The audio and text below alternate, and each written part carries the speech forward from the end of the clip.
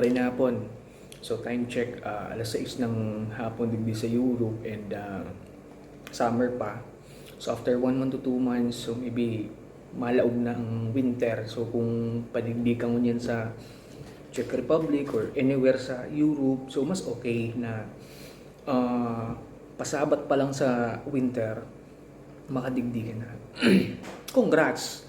Pero kung palaog ang winter season mismo at talagang may transition kang mararanasan kasi iba ang lipot pagka nasa bansa kang talagang nag-i-snow.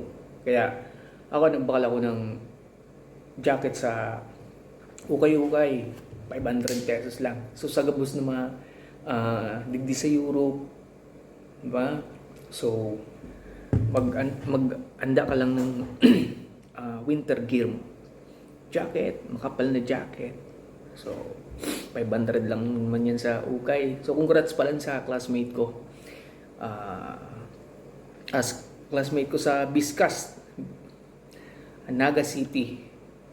So si brother, hindi ko na i-mention. Basta papadigdi siya sa Pelsin, Czech Republic. So anyway, apat na kaming magka-classmate na yan digdi sa Czech Republic. So I hope na sa iba pang padigdi sa Europe and may mga processing pa.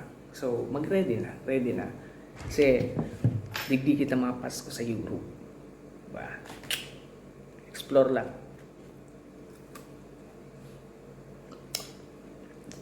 May pa si operator, naka-break pa 30 minutes. So kakaabot ko lang.